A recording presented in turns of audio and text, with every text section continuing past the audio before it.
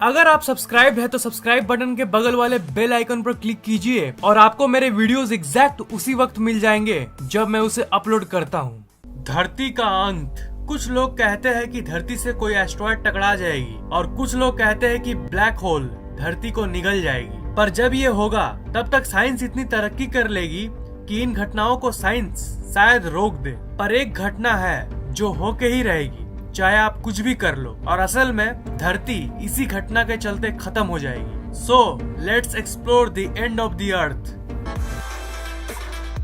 धरती का अंत एक्चुअली सूरज के अंत के चलते ही होने वाला है। जब तक सूरज रहेगा तब तक धरती रहेगी। इसीलिए सबसे पहले हम लोगों को ये समझ लेना चाहिए कि किसी तारे का अंत कैसे होता है। आफ्टर ऑल हमारा सूरज भी तो एक तारा ही है ना।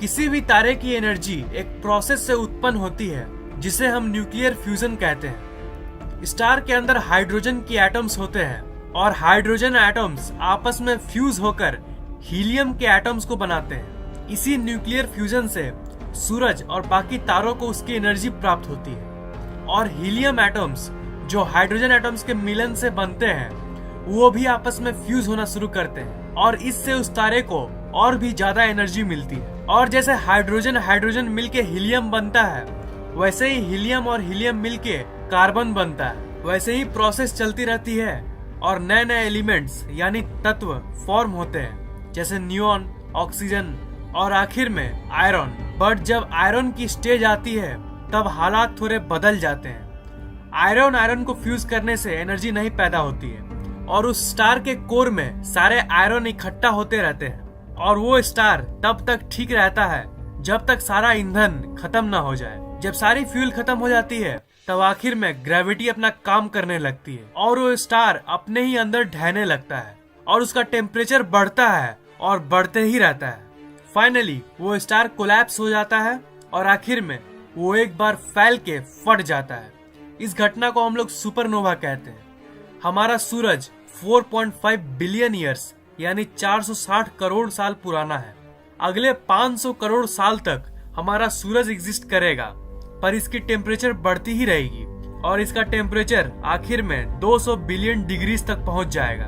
आपको ये जान लेना चाहिए कि कोई भी तारा एज ए सुपरनोवा तब एंड होता है जब उसका मास बहुत ही ज्यादा होता है, सूरज से करीब 8 से 12 गुना ज्यादा। पर हमारा सूरज उतना बड़ा नहीं है, इसीलिए सूरज सुपरनोवा का रास्ता न लेके एक दूसरा रास्ता लेगा।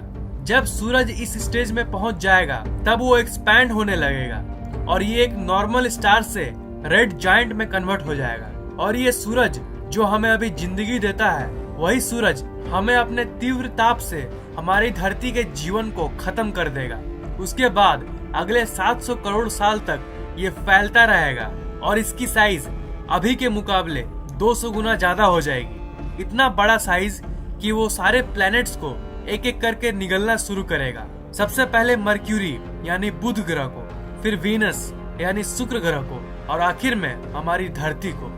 ये एक ऐसी घटना है जिसे हम बिल्कुल भी नहीं रोक सकते और चाहे धरती ब्लैक होल से खत्म हो या ना हो, ये सूरज वाली घटना तो होनी ही होनी है। पर ऑफ कोर्स ये तो आपकी जिंदगी की टाइमलाइन में नहीं होने वाली है क्योंकि ये करोड़ों साल बाद होगी। So sit back and relax. इस वीडियो को लाइक, कमेंट और शेयर करना मत भूलिएगा और मैं हर 2 दिन में ऐसे ही इंटरेस्टिंग वीडियोस अपलोड करता रहता हूँ, इसीलिए इस चैनल को सब्सक्राइब करना मत भूलिएगा।